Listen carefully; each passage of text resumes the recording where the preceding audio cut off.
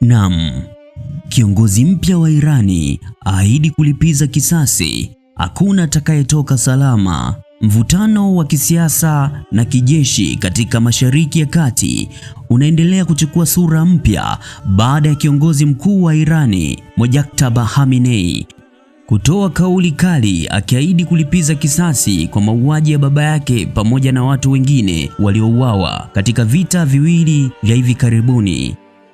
Katika ujumbe uliokuwa na mguso wa tarehe 9 Julai lakini ukatolewa hadharani Jumamosi, Khamenei alisema kuwa damu ya waliouawa haiwezi kuachwa bila kulipizwa, akisisitiza kuwa hilo ni jukumu la taifa la Irani na wale wote wanaunga mkono harakati zile lazima watuwapukutishe. Alichokiita ni mapambano ya uhuru.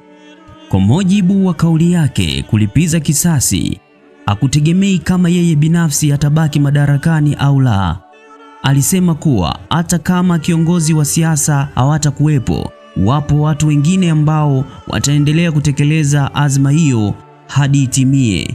Khamenei alisema kuwa wale anaowatuhumu kuhusika na mauaji hayo hawatapata maisha ya amani, akidai kuwa historia itakumbuka kwa matendo yao na kwamba hatua za kulipiza kisasi zitafanyika kwa wakati unaofaa.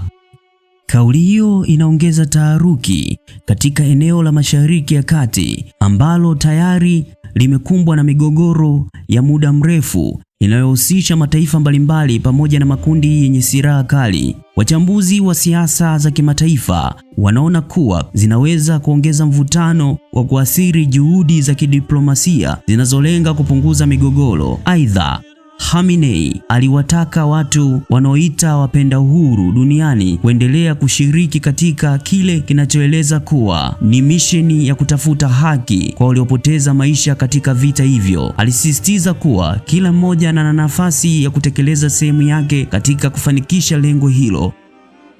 Tamko hilo limezua mijadala mikubwa katika vyombo vya habari na mitandao ya kijamii, huku baadhi ya watu wakitafsiri kama ujumbe wa kuonyesha msimamo mkali wa uongozi mpya wa Irani, na wengine wakieleza hofu kubwa inaweza kuongezeka hatari ya kuibuka kwa migogoro mipya katika eneo hilo. Hata hivyo, hadi sasa hakuna taarifa rasmi zinazoonyesha hatua za harakati za kijeshi zinazochukuliwa kufuatia kauli hiyo. Mataifa mbalimbali yanaendelea kufuatilia kwa karibu maendeleo ya hali hiyo, yakihofia athari zinazoweza kujitokeza kwa usalama wa kikanda au wa kimataifa.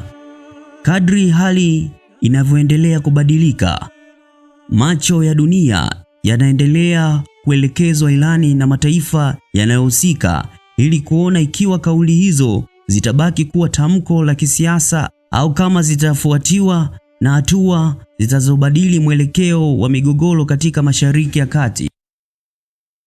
Mvutano kati ya Marekani na Irani umeingia katika hatua mpya kufuatia madai ya Marekani kuwa inaanzisha wimbi jipya la mashambulizi dhidi ya Irani baada ya meli ya kibiashara kushambuliwa katika mlango wa bahari, mojawapo ya njia muhimu zaidi ya usafirishaji wa mafuta duniani, Hormuz.